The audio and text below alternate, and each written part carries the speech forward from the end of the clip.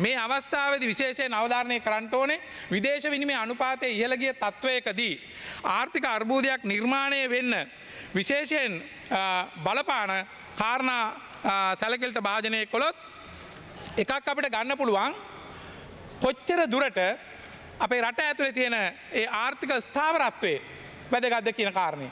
ඒක තමයි අපි ඊයේ විවාද කළේ 2025 වර්ෂයේදී අත්පත් කරගත්තු මූල්‍ය ස්ථාවරත්වයේ ආණ්ඩුවේ ආදායම එකතු කිරීමේ ස්ථාවරත්වයේ අතිරික්ත ධනය ඒ නිසාම තමයි අපිට විශේෂ සහන ලබා දෙන්නත් පුළුවන්. කිසිදු ආකාරයකට මෙතෙන්දී තර්කණයක් හෝ සම්බන්ධතාවයක් ගොඩ නැගෙන්නේ නැහැ විදේශ විනිමය අනුපාතයේ ඉහළ ගියයි කියලා ආර්ථිකය පල්ලෙහාට යනවා කියලා. ඒ විදේශ විනිමය ඉහළ යෑම අපි කළමනාකරණය කරගන්න වෙනවා. ඒ වගේම ඉහළ යෑමේ පහළ යෑමේ ප්‍රතිඵල වාසි අවාසි විවිධ තත්ත්වයන්ට තියෙනවා. අපිට කරුණු කාරණා ගණනාවක් සිද්ධ කරන්න තියෙනවා. අත්පත් කරගත්තු මූල්‍ය ස්ථාවරත්වයත් ඒ වැඩපිළිවෙලත් ඉදිරියට යන්නේ. ඒ වගේම ඒට අවශ්‍ය කරන විදේශ විනිමය ලබා ගැනීමේදී මේ වර්ෂය ඇතුළතදී අපනයනවලට අමතරව විදේශ ප්‍රේෂණ වලට අමතරව ජාත්‍යන්තර මූල්‍ය අරමුදලෙන් මේ 27 වෙනිදා අපි බොහෝ දුරට බලාපොරොත්තු වෙනවා. ඒ විධායක සභාව අධ්‍යක්ෂ මණ්ඩලය විසින් ඩොලර් මිලියන 700 අපිට ලබා දේවි කියලා.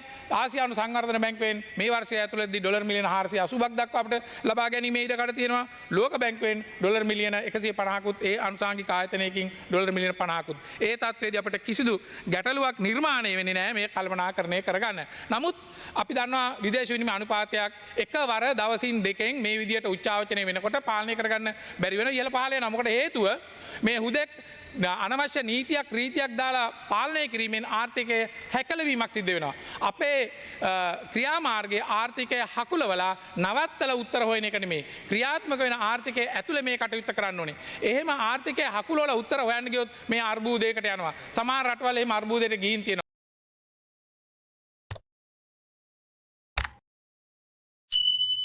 Debate Honorable Anil Jayanta, you have 18 minutes. බොහොමත්ම ස්තුතියි. පළමුවෙන්ම ගරු කතානායකතුමනි ආනයන අපනයන පාලනය සම්බන්ධයෙන් 1969 අංක 1 දරන ආනයන අපනයන පාලන පනත යටතේ නිකුත් කරන ලද 2026 අංක 1, 2 හා 3 දරන ආනයන අපනයන පාලන රෙගුලාන්සි පාර්ලිමේන්තුවේ අනුමැතිය සඳහා තමයි අද ඉදිරිපත් වෙන්නේ. මෙහිදී රෙගුලාසි 3ක් ඉදිරිපත් වෙනවා. 2026 අංක 1, 24යි 81යි ඇලයිරක් 0.2. එහිදී අවධාරණය යොමු කරන්නේ අපේ ආනයනය කිරීමේදී මේ යොදා ගනු ලබන සංයෝජිත වර්ගීකරණ කේතයන් තවත් විධිමත් කරමින් ආනයන කටයුතු පහසු කිරීමත් රේගු දෙපාර්තමේන්තුවේ පරිපාලන කටයුතු පහසු කිරීමත් ඇති කිරීම සඳහා ඒ අනුව විශේෂයෙන් මේ අඩිය පුරවන ලද ටයර් ආනයනය කිරීමේදී සියලුම වර්ගයේ ටයර් එක කේතයක් යටතේ ගෙනල්ලා තිබුණේ. නමුත් සුවිශේෂී තත්ත්වයන් යටතේදී විශේෂයෙන්ම ශ්‍රී ලංකන් ගුවන් සමාගම න්‍යායතනයක පාවිච්චි කරන ටයර් ඊට වඩා වෙනස් වෙන නිසා විශේෂ කේතාංකයක් එතන සකස් කරලා තියලා තියෙනවා. ඒ වගේම රෙගුලාසි අංක 24යි 82යි 8 අංක 2 රෙගුලාසි පනතේදී භාණ්ඩ වර්ග කීපයක් අර අණු සංකේතවලට වර්ගීකරණය කිරීමත් ඒ භාණ්ඩ වර්ග අතරේ ආනයන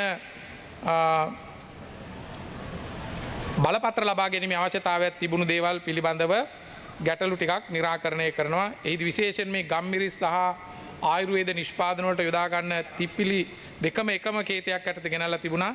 ඒ වෙනස් කරලා ඒ තිප්පිලි ආයුර්වේද නිෂ්පාදනය සඳහා යොදා ගන්න දේවල් ඒ ආනයන ඒ පාලන සීමාව ඉවත් කරලා ආනයනය කරන ඉඩ ලබා දෙන අතරදී අනෙකුත් භාණ්ඩ ලුණු සහ මුද්‍රණ යන්ත්‍රවලට ඒ නිසි පරිදි කේතාංක ලබා දීලා ආනයනය කිරීමේ කටයුත්ත යොදා ගන්නවා. ඒ වගේම අංක 3 විදියට තියෙන්නේ 24යි 82යි ඇලේරක් අංක 12 සහල් ආනයන බලපත්‍ර සහල් ආනයනයේ තහනම් කරලා තියෙනවා. නමුත් නිශ්චිත අවශ්‍යතාවයකදී මේ නිශ්චිත සහල් ප්‍රමාණයක් ආනයනය කර ගැනීමට ආනයනය කිරීමේ කාල පරිච්ඡේදයත් ඒවා ලංකාවට ළඟා විය යුතු කාල පරිච්ඡේදයත් ඇතුළත් කරන රෙගුලාසි ටිකක් තියෙන්නේ. ඒ කාරණා තමයි මෙතෙන්දී අද අනුමත කරගන්න යෝජනා කරන්නේ. ඊට අමතරව විශේෂයෙන් අපි ටිකක් කතා කළ යුතු වනවා මේ ආනයන අපනයන පාලනය ගැට ගැහෙනවා විශේෂයෙන් අපේ රේගු දෙපාර්තමේන්තුවත් එක්කලා. ඒ වගේම ඒ ආනයන කාර්යයන් වලදී පරිපාලනය පහසු කරගන්නකොට මේ කේත යොදා ගැනීම ජාත්‍යන්තර මට්ටමේ කේත තියෙනවා. ඒවට උපකේත ඉදිරිපත් කිරීම ලංකාවේ අවශ්‍යතාවය අනුව අපි කටයුතු කරනවා. ප්‍රධාන වශයෙන් මේ අපි HS codes කියලා හඳුන්වන harmonized system codes දැන් විධිමත්ව ක්‍රමවත් වේවා අපේ ආදායම් අපේ බදු අය කර ගැනීමේ පහසුවත් පරිපාලන පහසුවත් වැඩි වෙන විදියට ඒවා සංශෝධනය කරමින් තියෙනවා. ඒ අනුව ඊට අමතරව අපිට පුළුවන්කම ලැබෙනවා මේ රේගු බදු 탁සේරු කර ගැනීම රේගු බදු අය කර ගැනීමේ කාර්යක්ෂමතාවය වැඩි කරගන්න අපිට පුළුවන්කම ලැබෙනවා මෙතෙන්දී. ඒ වගේම රෙගුලාසිවල අනුකූලතාවය මේ ආනයනය කරනකොට අපි ගොඩක් විවේචනයනවා ඒවා පිට පාරෙන් ආනයනය වෙනවා ඒවා බදු අය කරගන්නේ නැහැ. නිසා මේ ක්‍රමවේද හරහා වඩාත් අපිට රේගු කටයුතු වලදී රෙගුලාසි වල අනුකූලතාවය වැඩි කරගන්න පුළුවන් වෙනවා. වගේම භාණ්ඩ ආනයනයේදී සිදුවෙන අවදානම් අපිට කළමනාකරණය කරලා අවදානම් අඩු කරගන්න පුළුවන් වෙනවා. ඉතින් අපි තාක්ෂණයේ කැඳවීමත් මේ අනුව බලාපොරොත්තු වෙනවා. රේගු දෙපාර්තමේන්තුවේ දැන් සති කිහිපයකට උඩදී මේ තාක්ෂණයේ කැඳවීම වැඩි දියුණු කරන්න පද්ධති තුනක් ඉදිරිපත් කරා. එකක් තමයි කාගෝ ෆ්ලෝ සිස්ටම් කියන එක. එතෙන්දි සිදු කරන්නේ මේ කන්ටේනර්ස් එනකොට සමහර අවස්ථාවලදී චෝදනා කරන මේ කන්ටේනර්ස් පරීක්ෂාවලට ගන්නකොට යම් මුදල් ගෙවීම් කරමින් පසුව එන ඒවා ඉස්සරහට අරගෙන කාල පමාවන් කරනවා මේ වගේ ගැටලු නිර්මාණය වෙනවා කියලා. දැන් ඒක සම්පූර්ණයෙන්ම ඉවත් වෙන විදිහේ ස්වයංක්‍රීයව මේ කාගෝ ෆ්ලෝ සිස්ටම් එක මැනේජ් කරන නිසා එන දින වකවානු අනුව කාලයට අනුව තමයි කන්ටේනර පරීක්ෂණ තත්ත්වයට දියත් කරනු ලබන්නේ. ඒ වගේම ඔබට මතක ඇති අපේ ආණ්ඩුව මූලිකයෙන් විපක්ෂයෙන් චෝදනාවක් ගෙනාවා මේ කන්ටේනර් 323ක් පිළිබඳවත් මේවල වැරදි භාණ්ඩ ගෙනල්ලා තියෙනවා දේශපාලනයේ සම්බන්ධ වෙලා මේ දූෂණය කරයි කියලා. නමුත් අපි තා පැහැදිලිව කිව්වා කිසිදු ආකාරයකට දේශපාලන යාන්ත්‍රණය එවැනි විදිහකට සම්බන්ධ වෙලත් නැහැ. මොනවා හෝ අකටයුත්තක් ගැටලුවක් සිද්ධ වෙලා තියෙනවා නිසි පරිදි පරීක්ෂණ කරලා ඉදිරියට යන්නයි කියලාත් පරීක්ෂණ කළා. ඒ වගේම තේරීම්කාරක සභාවක් ඉදිරිපත් කරා. දැන් එතාමත් වැදගත් වෙනවා ඒ තත්ත්වයට එනකොට එහෙම විධිමත්ව ඔප්පු කරගැති කිසිදු සාක්ෂියක් ඇවිල්ලා නැහැ. එහෙම තියෙනවා නම් ඉදිරිපත් කරලා ඒවා සාකච්ඡා කරන්නයි කියන එක තමයි යෝජනා කරන්නේ. අපේ අරමුණ වන්නේ වඩාත් විධිමත් විදිහට මේවා කාර්යක්ෂම කරගන්න. ඒක තමයි කාගෝ ෆ්ලෝ සිස්ටම් එකනුත් අපි බලාපොරොත්තු වෙන්නේ. ඉතාලම කෙටි කාලයක් ඇතුළත වේගවත්ව අපේ සහාය ඒ ආයතනවලට ලබා දෙනවා. ඒ වගේ මේක දෙවෙනි කොටස තිබුණා e-recovery vessel service charges. ඒ කියන්නේ භාණ්ඩ ආනයනය කරලා රේගුවේ නිදහස් කරගන්න යනකොට ගෙවිය යුතු විවිධ ගාස්තු පුංචි ගාස්තු වර්ග ගොඩක් තියෙනවා. ඒවා ගෙවා ගන්න කාල වේලාව වැඩිපුර යනවා. ස්ථාන ගණනාවකට යන්න සිද්ධ වෙනවා. දැන් මේ සම්පූර්ණ තත්ත්වය අයින් කරලා සියලුම ඒ කාගෝ සම්බන්ධයෙන් වෙසල්ස් මැනේජ්මන්ට් සම්බන්ධයෙන් ගෙවීම් එකම ස්ථානයකදී ගෙවීමේ පහසුව අපි සකස් කරලා දීලා තියෙනවා. ඒ වගේම රෙමිටන්ස් පෝටල් එකක් හදලා දීලා තියෙනවා. තව දුරටත් ආනයනය කරනකොට ප්‍රශ්නයක් පැනනගෙන තිබුණා අතීතයේදී ආනයනය කරන ප්‍රමාණයට අපි ඩොලර් මිලියන 100ක ආනයනය කරනවා නම් ඇත්තටම ඩොලර් මිලියන 100ක් එළියට යනවාද කොහෙන්ද යන්නේ මොන ක්ෂේත්‍රවලට යන්නේ කොහෙන්ද හොයාගත්තේ මේ කියන කරුණු කාරණා එකකට සංසන්දනය කරගැනීමේ නොහැකියාවේ ගැටලු ගණනාවක් තිබුණා. එයත් අයින් කරලා දැන් ඒ අදාළ ආයතනත් එක්ක ඒ තොරතුරු හොමාරු කර ගැනීම නීතිමය බාධාවන් තියෙනවා නම් ඒ කටයුතුත් අපි පහසු කරලා දීලා තියෙනවා. ඒ වගේම සඳහන් කරන්න කැමති මේ වෙනකොට අපි ලබාගත්තු ආර්ථික ස්ථාවරත්වයට ඒ ස්ථාවරත්වයෙන් ඉදිරියට යනකොට රේගු දෙපාර්තමේන්තුවේ ආනයන අපනයනයට සම්බන්ධ බදු එකතු කර ගැනීමෙත් මේ වෙනකොටත් පසුගිය මාස 4 මාළඟ දත්ත තියෙනවා 2026 මැයි 18 වෙන විට රේගු දෙපාර්තමේන්තුවට ලබා දී තිබූ ආදායම් ඉලක්කය 2026 සමස්ත වර්ෂයටම තිබුණේ රුපියල් බිලියන 2206.1ක් 26 මැයි 18 වෙනිදා වෙනකොට බිලියන 1020.5ක් කියන්නේ සමස්ත ආගේන්සියට 46.2ක් අය කරගෙන තියෙනවා. ඉලක්කයක් විදිහට ගත්තාම මේ මැයි 18 වෙනිදා තියෙන ඉලක්කය 120%කින් අත්පත් කරගත්තු ප්‍රගතියක් තියෙනවා. ඉතින් මම හිතනවා ඒ වගේම අපි බලාපොරොත්තු වෙනවා ආණ්ඩුවක් විදිහට මේ ඉදිරිපත් කරන ලද රෙගුලාසි වලින් රේගු කටයුතු ආනයන අපනයන කටයුතු පාසු කිරීම කාර්යක්ෂම කරන්න බලාපොරොත්තු වෙනවා. ඊළඟට විශේෂයෙන්ම මේ පෞගිය දවස්වල මේ විවාදයට තුදුණු කාරණා අතරදී අපි ඊයේත් විවාද කළා 2025 වර්ෂයේදී ආර්ථික ප්‍රගතිය. හැබැයි නිරන්තරයෙන්ම ඒ ප්‍රගතිය හෝ අත්පත් කරගත්තු ආර්ථික දර්ශකවල තියෙන ගැටලු හෝ සාකච්ඡා කරනවා වෙනුවට සමාජයේ මේ මොහොත වෙනකොට විදේශ විනිමය අනුපාතය ඉහළ යාම ඉලක්ක කරගෙන එය කේන්ද්‍ර කරගෙන සියලුම දේවල් ඒ හරහා ගොනු කරගෙන වාද විවාද කරමින් ආර්ථික අර්බුදයකට යන තත්ත්වය හුවා දක්වමින් කටයුතු කරන තත්ත්වයක් තියෙනවා. මම කරුණු කාරණා කිහිපයක් ඉදිරිපත් කරන්නම්. එයින් ප්‍රධානම එකක් තමයි මේ විදේශ විනිමය අනුපාතය ඉහළ යාම සමස්ත ආර්ථික අර්බුදයක් විදියට පෙන්වීම උත්සාහ කිරීම. විදේශ විනිමය අනුපාතය කියන්නේ ආර්ථිකයක් ඇතුලේ එක් දර්ශකයක් පමණයි. විශාල දර්ශක ගණනාවක් තියෙනවා. ඒ සියලුම දර්ශකවල තියෙන්නේ අපේ සුබ දිශාවක්. මේ නිශ්චිත දර්ශකයේදී පවා අපි නිසි පරිදි ඒ විදේශ විනිමය පාලනය කරලා සංචිත ගොඩනගාගෙන ආර්ථික කටයුතු සිද්ධ කරමින් ආවා. මේ ඉහළ යාමටත් බලපාපු හේතු මම පසුව පැහැදිලි කරන්නම්. එය රට ඇතුලෙන් අපි ගත්තු තීන්දුව తీරන නිසා නෙමෙයි බාහිර සාධක නිසා. ඒ වගේම විපක්ෂයෙන් උත්සාහයන් දරුවා මේ සංසන්ධනය කරන්න 2022 දීත් විදේශ විනිමය අනුපාතය 370ට ඒ වගේ ප්‍රමාණයකට ගියා. තව ටිකයි යන්න තියෙන්නේ. දැනට අපි පිළිගන්නවා මේක විදේශ විනිමය අනුපාතය යම් ප්‍රමාණයකට ඉහළට යමින් තියෙනවා. එතකොට අර න්‍යායක් වගේ කියන්න උත්සාහ කරා 370ට ආවට පස්සේ 2022 ගෝඨාභය රාජපක්ෂ මහත්මයාගේ ආණ්ඩුව කාලෙත් 370 තිබුණේ ඔන්න ආර්ථිකයේ බිඳ වැටෙනවා. ඔන්න බිඳ වැටීමේ ලකුණු ආණ්ඩුව වැටෙනවා. ඒ නිසා ආණ්ඩුව ගෙදර යන ලෑස්ති වෙන්න අපි විපක්ෂයේ ආණ්ඩුව බාර ගන්න වගේ අදහසක්. ඉතින්ලා තේරුම් ගන්න ඔබේ ඒ සිහිනේ ඔබේ ඒ තර්කනේ ඉදිරිපත් කරාට කමක් නැහැ. හැබැයි හොඳට විශ්ලේෂණය කරලා බලන්න 2022 දී ඩොලරේ 370ට ගිය නිසා හෝ විදේශ විනිමය අනුපාතය පාලනය කරගන්න බැරිවීම නිසා ආණ්ඩුව බිඳ වැටුණා නෙමෙයි. ආර්ථිකමය වශයෙන් ආණ්ඩුව ආර්ථිකමය වශයෙන් සියල්ල බිඳවට්ටලා වැරදි තීන්දුව අරගෙන රජයේ මූල්‍ය කළමනාකරණය සිදු නොකරපු නිසා තමයි මේ බිඳ වැටීම සිද්ධ වෙන්නේ. කියන්නේ වැරදි ප්‍රතිපත්ති, වැරදි කළමනාකරණය ආර්ථිකයේ බිඳවට්ටලා, ඒ වගේම ආර්ථිකයේ හිර කරලා ආනයන සියල්ල තහනම් කරලා ණය ගෙවන්නේ නැතිව සංචිත ප්‍රමාණය කිසි දෙයක් කරන්න නැතුව ඉතුරු කරගෙන ඒ අර්බුදයේ ප්‍රතිඵලයක් විදියට ඉහළට යන විදේශ විනිමය අනුපාතය. ඒ ඉහළට යාමෙන් නිර්මාණය කරන අර්බුදේ නැවත කරකිලා ආර්ථික අර්බුදේ චක්‍රයක් විදියට ඒගොල්ලෝ හිර වෙලා තිබිච්ච එකක් අපිට පෙන්눔 කරන්න උත්සාහ කරනවා. දැන් මේ විදේශ විනිමය අනුපාතය ඉහළ ගියාට පස්සේ ආර්ථික අර්බුදයක් එනවාද කියලා නෑ. මේ අවස්ථාවේදී විශේෂයෙන් අවධාරණය කරන්න ඕනේ විදේශ විනිමය අනුපාතය ඉහළ ගිය තත්වයකදී ආර්ථික අර්බුදයක් නිර්මාණය වෙන්න විශේෂයෙන් බලපාන කාරණා සැලකිලිට භාජනය කළොත් එකක් අපිට ගන්න පුළුවන් කොච්චර දුරට අපේ රට ඇතුලේ තියෙන ඒ ආර්ථික ස්ථාවරත්වයේ වැදගත්ද කියන කාරණේ.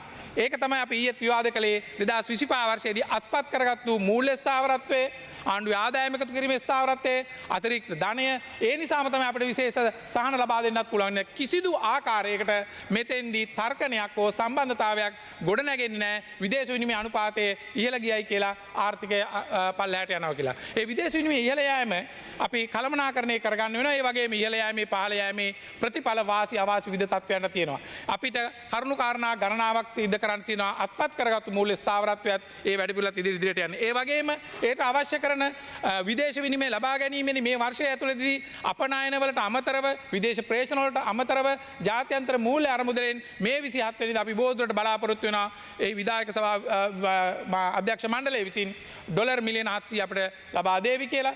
ආසියානු සංවර්ධන බැංකුවෙන් මේ වර්ෂය ඇතුළතදී ඩොලර් මිලියන 480ක් දක්වා අපිට ලබා ගැනීම ඉඩකඩ තියෙනවා. ලෝක බැංකුවෙන් ඩොලර් මිලියන 150කුත් ඒ අනුසාංගික ආයතනයකින් ඩොලර් මිලියන 50කුත්. ඒ තත්ත්වයේදී අපිට කිසිදු ගැටලුවක් නිර්මාණය වෙන්නේ නැහැ මේ කල්පනාකරණය කරගන්න. නමුත් අපි දන්නවා විදේශ විනිමය අනුපාතයක් එකවර දවසින් දෙකෙන් මේ විදියට උච්චාවචනය වෙනකොට පාලනය කරගන්න බැරි වෙනවා. ඉහළ පහළ යනවා. මොකද හේතුව මේ හුදෙක් අනවශ්‍ය නීතියක් රීතියක් දාලා පාලනය කිරීමෙන් ආර්ථිකය හැකලවීමක් සිද්ධ වෙනවා. අපේ ක්‍රියාමාර්ගයේ ආර්ථිකය හකුලවලා නවත්තලා උත්තර හොයන එක නෙමෙයි. ක්‍රියාත්මක වෙන ආර්ථිකයේ ඇතුළේ මේ කටයුත්ත කරන්න ඕනේ. එහෙම ආර්ථිකය හකුලවලා උත්තර හොයන්න ගියොත් මේ අර්බුදයකට යනවා. සමහර රටවල් එහෙම අර්බුදයට ගිහින් තියෙනවා. මේක අපි ආර්ථික විද්‍යාවේ කියනවා ස්ටැග්ෆ්ලේෂන් කියලා. කියන ආර්ථික ස්ටැග්නේෂන් එකක් එකතන නවතිනවා, පල් වෙනවා. එතකොට උද්දමනය ඉහළ යනවා. එතකොට මේ තත්ත්වය සැලකිලිට භාජනය කළා. තාම ස්ටැග්ෆ්ලේෂන් ස්ටැග්නේෂන් එකක් නෑ ආර්ථිකය එක තැන හිර වෙලා නෑ දුවනවා. ඒ නිසා තමයි අපි සියලු ඒ උපාය මාර්ග ගන්නේ ආර්ථිකය දුවවමින් නවත්තලා නෙමෙයි. ඒ වගේම උද්දමනය අපි ඒක පාලනය කරලා තියෙන උද්දමනයට යම් භාණ්ඩ මිල ගණන් වැඩි වෙනකොට අපි පිළිගන්නවා විදේශ විනිමය අනුපාතය වෙනකොට ආනයන භාණ්ඩවල මිල ගණන් ඉහළ යනවා. යම් තෙරපුමක් එනවා. ඔය වැදගත්වම වෙන්නේ ඒ තෙරපුම උද්දමනය පාලනය කරන්න පුළුවන්ද කියලා. ඔව් ඒක පාලනය කරන්න පුළුවන්. දැනටමත් පාලනය කරලා තියෙනවා අපේ විචල්්‍ය උද්දමන පාලනය කිරීමේ ඒ රාමුව ඇතුලේ තමයි තාමත් තියෙන්නේ. අපි විශ්වාස කරනවා ඒ පාලනය කරන්න පුළුවන් කියලා. ඒ වගේම අපේ විදේශ විනිමය අප්‍රමාණ වීම මේ ආසියාවේ සංසන්ධනය කරමින් අඩු වැඩිවීම පිළිබඳව කතා කළා. මම පෙන්නුම් කරන්න හදන්නේ මෙය අපිට බාහිරින් තිබිච්ච සාධකයක් කියන එක සහ අපේ ආර්ථික ස්ථාවරව තියෙනවා කියන එක. ඒ වගේම විදේශ විනිමය අනුපාතය මේ බාහිර හේතුවක් නිසා මේක අභ්‍යන්තර හේතුවක් නිසා මේ බාහිර හේතුවක් නිසා අවප්‍රමාණ වීම ආර්ථික වර්ධනයට ආර්ථිකය කඩා වැටීමට බලපාන්නේ නැහැ. ඒකට හොඳම උදාහරණ දෙක තමයි ඉන්දියාව සහ ඉන්දුනීසියාව. ඉන්දියාවේ ඉතිහාසයේ වැඩිම මුදල තමුන්ගේ දේශීය මුදල අවප්‍රමාණ වෙලා තියෙන්නේ. ඒක තමයි ඉතිහාසගත වාර්තාගත අඩුම මට්ටමට වැටලා තියෙනවා. කියන්නේ ඔවුන්ගේ රුපියල වැඩිම අවප්‍රමාණ වීම දැන් වාර්තා වෙලා තියෙනවා. හැබැයි ඔවුන්ගේ ආර්ථික වර්ධන වේගය 6.5% පවත්වාගෙන තියෙනවා. ඉන්දුනීසියාව ඔවුන්ගේ රටේ දේශීය මුදල ඉතිහාසයේ වැඩිම ආකාරයට අවප්‍රමාණ වෙලා තියෙනවා. හැබැයි 7%ක ආර්ථික වර්ධනයක් අත්පත් කරගෙන තියෙනවා. ඒ කරුණ වලින් පෙන්눔 කරන්නේ අපිට ආර්ථිකයට පිටින් තියෙන සාධකයක් නිසා විදේශ විනිමය ක්‍රියාත්මක වුණාට ගැටලුවක් වෙන්නේ නැහැ කියන කාරණය. ඒ නිසා කිසිදු ආකාරයකින් මේ ආර්ථික අර්බුදයකට ගමන් කරන්නේ නැහැ. ඒ වගේම අපිට වැදගත් වෙනවා අපි කොච්චර දුර රට ඇතුලේ රාජ්‍ය ණය කළමනාකරණය කරලාද කියලා. විවිධ චෝදනා ඉදිරිපත් කරාට ණය වැඩි කරලා මෙහෙම ප්‍රශ්න එනවා කියලා. ඒ ණය තිරසර භාවය අපි අත්පත් කරගෙන තියෙනවා. තිරසර භාවයේ සැලැස්ම 2026 දීම අපි අත්පත් කරගන්නවා 2032 ඉලක්කය. ඒ වගේම මේක ක්‍රමිකව අපි අඩු කරගන්නවා. ඇත්තටම රටක් පාලනය කරනකොට ණය ලබා ගන්න පුළුවන් නම් ගැටලුවක් නැතුව තිරසරව ඒක තමයි වඩාත් හොඳ. නැතුව ණය ලබා ගන්න එක සමාජගත කරලා තියෙනවා වැරදි වැඩක් ණය වැඩි වෙනකොට ආර්ථික බිඳ වැටෙනවා කියලා. ඒ කලින් ආණ්ඩු ණය ලබාගෙන ඒවා අවභාවිත කරලා ඒවල ප්‍රතිඵල ආපු නැති නිසා ණය ප්‍රශ්නයක් වුණා. ණය ව්‍යසනයක් වුණා. ණය අවභාවිත වුණා. ඒ නිසාම සමාජයේ මතයක් ඇදුවා ආණ්ඩුව ණය ගන්නවා නම් වැරදි ණය ගත්තොත් ආර්ථිකය කළමනාකරණය කිරීම වැරදි කියලා. සම්පූර්ණ වැරදි අදහසක්. ණය ගැනීම ණය කළමනාකරණය කිරීම ඒ පාර්ලිමේන්තුවට ඉදිරිපත් කළ අවසරය ලබා ගැනීම ඒ අනුව තිරසර විදිහට ණය ගමන් කරනවා නම් තමයි ආර්ථිකයක් විසා හරියට හැසිරෙන්නේ. හොඳම උදාහරණය ලෝකේ දියුණු රටක් විදිහට අපි කවුරුත් පිළිගන්නවා ජපානය. ජපානයේ තමයි ලෝකේ ණය ප්‍රතිශතයේ දළදේශීය නිෂ්පාදිතයෙන් වැඩිම ප්‍රතිශතයේ 254යි. එහෙනම් ඒ ආර්ථික අර්බුදයක් නිර්මාණය වෙලා තියෙනවා ණය නිසා. වෙන ප්‍රශ්න එන්න පුළුවන්. ණය ගැනීම නිසා ආර්ථික ප්‍රශ්න හුදෙක්ව තනිවම අර්බුදයට ගිහින් නැහැ. ඒ ණය හරියට කළමනා නොකරේ කිරීම. මේ කලින් ආණ්ඩුව ඒක නොකර හරියට කළමනාකරණය කරේ නැහැයි කියලා අපිට චෝදනා කරන්න එපා. ණය ප්‍රමාණය ඉහළ පහළ යෑම. මේ ණය ප්‍රමාණය ඉහළ පහළ යෑම ණය ගැනීම සිද්ධ කරන්නේ යම් වැඩපිළිවෙලක් අනුව උපාය මාර්ගිකව කළමනාකරණය කරලා. ඊට පස්සේ 2035න් පසු අපිට පුළුවන් අපි තවත් ණය අරගෙන මේ රට දියුණු කරනවා. දැනට අපි ගමන් කරන්නේ මෙන්න මේ තිරසර පාලන ව්‍යුහය ඇතුලේ. ඒ වගේම ව්‍යාපාරික අවිනිශ්චිතතාවය අපි අයින් කරලා ගොඩනැගීමක් කරලා තියෙනවා ඔවුන්ගේ විශ්වාසය දිනා ගන්න. ඒ නිසා කිසිදු ආකාරයකට මේ ගැටලුවක් වෙන්නේ නැහැ. මම තව පුංචි වෙලාවක් යොදා ගන්නවා මේ වාහන ආනයනය. මේ මොහොතේදී අපි යම් තීන්දුවක් ගත්ත වාහන ආනයනයේදී පුද්ගලික වාහන ආනයනය කිරීම පොඩ්ඩක් කල් දමා ගන්න කියලා. එය එක උත්තරයක්. තව උත්තර ගණනාවක් මේක ඇස්සේ තියෙනවා. අපි පියවරෙන් පියවර ක්‍රමිකව තොරතුරු අධ්‍යයනය කරමින් එතෙන්ට එන්නේ. එතෙන්දී ඉදිරිපත් කරපු තර්කයක් තමයි හරියට මේ තීන්දුව ගත්තු මැයි මාසේ 15 වෙනිදා වාහන 4000ක් ගෙන්නුවා. ඒකෙන් 3500ක් එක සමාගමක්, තව 500ක් තව සමාගමක් ගෙනාලා මේ තොරතුරු එළියට ගිහිලා හොරකමක් වංචාවක් කරයි කියලා සම්පූර්ණ මිත්‍යාවක් වැරදි තොරතුරක් සමාජගත කළා. එක කණ්ඩායමකට එකතු වෙලා වැඩේ කරන්න පුළුවන්. මම තොරතුරු ඉදිරිපත් කළා. මැයි මාසේ 15 වෙනිදා ලංකාවට ආවේ වාහන 1782යි. ඒ 1782 ඇතුලේ තනි ඒකක ගත්තාම වාහනේ දෙක තුන අය තියෙන්නේ. වාහන 150ක් 147ක් ආයතනය කරපු අය ඉන්නවා. ඒවත් මෝටර් සයිකල්. ඒ නිසා මේක ඇතුලේ ඒ කියන්නේ වැරදි චිත්‍රයක් මවන්න හැදුවා. මම ඔබට ඉදිරිපත් කරන්න ගරු කතානායකතුමනි. මැයි 18 වෙනිදා දැන් 15 වෙනිදා වාහන 1782යි. 18 වෙනිදා ඒ කියන්නේ බදු වැඩි වුණාම ඒ කියන්නේ දැන් මේ බදු පනවලා තියෙනවා. ඒ 9429ක් වාහන ගෙනල්ලා තියෙනවා. එතකොට කිසිදු ආකාරයක මේ තොරතුරු එළියට ගිහිල්ලා මේ ගැටලුවක් නිර්මාණය වෙලා නැහැ. හැබැයි විපක්ෂය විසින් හෝ සමාජය විසින් ඇති කරන මේ බිය නිසා ස්පෙකියුලේෂන් එක නිසා සමපේක්ෂණ නිසා මිනිස්සු බය වෙනවා මේක නවත්තයි ඒ නිසා මේ බාධකයක් වෙලා. ඉතින් කිසිදු ආකාරයකට නැවතීමක් සිද්ධ කරන්නේ මේ ආකාරයට ගමන් කරන්නේ. ඒ වගේම නීතිය ඔබතුමාගේ පොයින්ට ගර රවි කරන ඔබතුමා පොයින්ට මොකක්ද ම එක ඉල්ලිමක් කරනවා සමස්ත රටේ ජනතාවෙන් ගරු මන්ත්‍රී ඒ ඔබතුමා point එකක් කියන එක පිළිගන්නවා වගේම ගරු මන්ත්‍රීතුමා මේ සභාවේ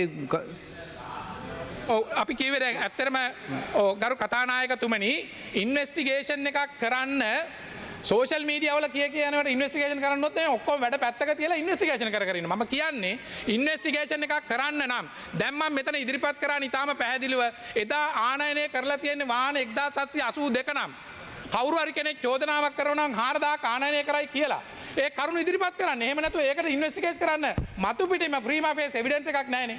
මොකක්ද මේ කියන කාරණා? මට තේරෙන්නේ නැහැ. ඒ කරුණු ඉදිරිපත් කරන්න අපි ඒ අනුව කටයුතු කරනවා. මේ දත්ත අපි සතුව තියෙනවා. මේ බැංකු 2015 වෙනිදා කොච්චර බැංකු ප්‍රමාණයක් මේ සඳහා ආනයනය කරලා තියෙනවද? පුද්ගලික සහ රාජ්‍ය බැංකු 13ක්, ඒ වගේම 18 වෙනිදා වෙනකොට මේ බදු ගෙවන තත්ත්වයේදී වැඩිපුර ගෙවන තත්ත්වයේදී බැංකු 16ක් මේ LC විවෘත කරලා තියෙනවා. ඒ වගේම අපි කිව්වේ මේකයි ඔබ විශ්වාසය ඇති කරගන්න ආණ්ඩුව හරියට මේ කාරණේ පාලනය කරනවා. මේක ක්‍රමිකව මම එක දත්ත කීපයක් පමණක් ඉදිරිපත් කරන්නම්. මැයි 15 වෙනිදා වෙනකොට මේ අත් කරපු අනවශ්‍ය බිය නිසා මේ බය නිසා තහනම් කරයි කියලා මිනිස්සු ආනයනය කරනවා. ඒකට වැඩිපුර බදු ගෙවන්න සිද්ධ වේවි. වෙළඳපොලේ අවස්ථාවාදී හැසිරීම නිසා ඔබට පාඩු ලබන්න සිද්ධ වේවි. ව්‍යාපාරිකෝ වැඩිපුර මිල ඉහළ ඒවට අහු වෙන්න එපා. ඔබ හොඳට බලන්න මේ හැසිරීම ඇතුලේ මේක එකපාර පාලනය වෙන්නේ යම් දින වකවානු ගාණක් යනවා. honorable member your time is up. ගරු කතානායකතුමනි මට තව විනාඩියක් අපේ ගන්න පුළුවන්ද? ඔව් විනාඩියක් දෙකක් මම ගන්න කරු කතානායකතුමනි 15 වෙනිදා මේ අර කට් ඔෆ් ඩේට් එක වෙන දවසේදී වෙලාවේදී ආනයනය සඳහා LC විවෘත කරලා තිබුණේ ඩොලර් මිලියන 23.71යි. ඒ බයත් අර හදලා තිබිච්ච බය අපි තීන්දුවක් ගන්නවා. හැබැයි තීන්දුව ගත්තත් 18 වෙනිදා මැයි 18 වෙනිදාත් 17.9ක් ඊට වඩා අඩු වෙනවා. යම් පාලනයක් සිද්ධ වෙලා තියෙනවා. මේ පාලනය ක්‍රමිකව සිද්ධ වෙන්නේ 19 වෙනිදා පාලනයක් සිද්ධ වෙලා තියෙනවා. එලියට අපිට වැදගත් වෙන්නේ එලියට යන ඩොලර් ප්‍රමාණය. ඒක 100ක් නැවැත්වීම නෙමෙයි. 19 වෙනිදා ඩොලර් මිලියන 14.98ක්. අපි බලමු 20 21 මේ ආදි වශයෙන් මේ යම් කොටසක් මේ විදේශ විනිමය කියන කාරණයේ ස්වයංක්‍රීයව වෙළඳපොළ බලවේග විසින් ඉල්ලුම සැප විසින් පාලනය කරනවා. ආණ්ඩුව විසින් ප්‍රතිපත්ති මේ තීන්දුව අරගන්නවා. අපි බොහෝ දුරට මේ එක තීන්දුවක් සමහරට අපි ලබන සතියේ තව තීන්දුවක් ඉදිරිපත් කරાવી. ආණ්ඩුව පැත්තෙන් ඒ වගේම මහ බැංකුව මූල්‍ය ස්ථාවරත්වය අත්පත් කර ගැනීම සඳහා ඕන්ට තව ගණනගමනය කරන ටූල්ස් උපක්‍රම ගණනාවක් තියෙනවා. ඒවා එකින් එක තමයි අපි ඉදිරිපත් කරන්නේ ආර්ථිකයට කිසිදු ආකාරයක හානියක් වෙන්නේ නැතුව. එක උදාහරණයක් මම කියන්නම් තව මෙවැනි විදියට බිඳ වැටෙනවා නම් විදේශ විනිමය නිසා කොටස් වෙළඳපොලේ ඉන්න විදේශී ආයෝජකයෝ පැනලා යන්නට ඕනේ. සමහර අවස්ථාවලදී විකිණීම් මිලදී ගැනීම වෙන්න පුළුවන්. විශේෂයෙන්ම රුපියල අවප්‍රමාණ වෙනකොට විදේශිකයාගේ ඒ කොටස් වෙළඳපොලේ උපයන ආදායම පල්ලයට යනවා. හැබැයි ඔබට මම කියන්නම් 20 වෙනිදා කොටස් වෙළඳපොලේ විදේශිකයන්ගේ මිලදී ගැනීම රුපියල් මිලියන 38කින් වැඩිලා ශුද්ධ මිලදී ගැනීම වැඩි වෙනවා. මිලදී ගැනීම මිලියන 77යි, විකිණීම් මිලියන 39යි. මොකක්ද ඒකෙන් කියන්නේ? ඔවුන්ට දරන්න පුළුවන් සංඥාවක් දෙනවා. ඔවුන් මේ විනිමය අවප්‍රමාණ වෙනකොට ඔවුන්ගේ ආයෝජනයට අහිමි වෙන ප්‍රතිලාභයට වඩා වැඩි ප්‍රතිලාභයක් ආයෝජනය කිරීමෙන් ලබා ගන්න පුළුවන් කියන සංඥාව තමයි මේකෙන් ඉදිරිපත් කරන්නේ. ඒ නිසා කිසිදු ආකාරයකට කලබල වෙලා මේ පැනික් වෙලා තීරණ ගන්න යන්න එපා කියන කාරණයට හොඳ උදාහරණයක් මේ කොටස් වෙළඳපොලේ තියෙන්නේ. තාම වැදගත් වෙන්නේ මේ මොහොතේදී මේ ස්ථාවරත්වයේ රැකීම සඳහා අපේ විදේශ අංශයේ ගෙවුම් ශේෂයේ ජංගම ගිණුමේ ස්ථාවරත්වය පවත්වාගෙන යන 2025 දී මේ ස්ථාවරත්වයේ බිලියන 1.73ක් අපි අත්පත් කරගත්තා. පළවෙනි මාස 4දී ඒ ක්‍රමිකව ධනාගයක් පවත්වා ගත්තා. ඔව් අපි පිළිගන්නවා මේ තියෙන තත්වයේදී ජංගම ගිණුමේ යම් ඍණ ශේෂයක් ඉදිරි මාස කිහිපය තුළදී ලැබෙන්න පුළුවන් වෙයි. නමුත් අපි වර්ෂයේ කළමනා කරගෙන යනවා කිසිදු ආකාරයක ගෙවුම් ශේෂ අර්බුදයකට මේ යන්නේ නැහැ. ආර්ථික අර්බුදයකට යන්නේ නැහැ. ඒ නිසා මේ මොහොතේදී පුරවැසියාගේ කාර්යභාරය මේ ඔබ හදාගත් ආණ්ඩුවේ කාර්යභාරය වෙන්නේ කරන්නේ සමස්ත ආර්ථික ස්ථාවර කරලා ඉදිරියට යන ගමනකදී සාමූහිකව තීන්දුව తీරන ගැනීම, නිවැරදි තොරතුරු මත තීන්දුව తీරන ගැනීම, සහයෝගය ලබා දීම මිසක් නොමග ගිහින් අනවශ්‍ය ආකාරයේ කලබලකාරී තත්වයක් රට ඇතුලේ නිර්මාණය කිරීම නොවේයි කියන කාරණය. ඒ නිසා මේවැනි අර්බුදයකදී විශේෂයෙන්ම අපි හිතන්න අපිට පාලනය කරන්න බැරි තත්වයකදී කරු කතානායකතුමනි අර්බුදයක් ඇවිල්ලා තියෙන රටක් විදිහට අපි තීන්දුව ගන්න ඕනේ කොහොමද? සාමූහිකව අපිට විදේශ විනිමය පාලනය කරන්න ඕන නම් ඒක ප්‍රමුඛතාවගත කරගන්න වෙනවා. එවැනි තත්වයකදී ඒ තීන්දුව తీරන තොරතුරු ඉදිරිපත් කරද්දී ඒවට සහයෝගය දෙනවා වෙනුවට තම තමන්ට හිතු මතේ විවිධ දේවල් කිවීමත් මේ කඩාකප්පල් කිරීමට උත්සාහ දැරීමත් මම හිතන්නේ රටක් වශයෙන් ගත්තාම මම හිතන්නේ ඊටාත්ම වැරදි තීන්දුවක්. මේ මොන ආකාරයේ අභියෝගාවත් දේශීය හෝ විදේශීය මොන අභියෝගාවත් අපිට නොසැලී ඉදිරියට යන්න පුළුවන් මට්ටමට අපි ආර්ථිකය සවිමත් කරලා තියෙනවා, තාක්ෂණය කැඳවලා තියෙනවා. ඒ වගේම රාජ්‍ය නිලධාරීන් ඇතුළු සියලුම කණ්ඩායම් මේ වෙනුවෙන් මැදිහත් වෙමින් වැඩ කටයුතු කරනවා. ඒ නිසා නියත වශයෙන්ම මේ අභියෝගයත් අපි කෙටි කාලයකදී ජයග්‍රහණය කරමින් අපේ ඒ ගමන් මාර්ගයට ස්ථාවරත්වයෙන් ඔබට අරන් ගිලා සංවර්ධන ගමන් මාර්ගයට යනවායි කියන කාරණේ සඳහන් කරමින් මගේ අදහස් දැක්වීම අවසන් කරනවා. බොහොමත්ම ස්තුතියි ගරු කතානායකතුමනි.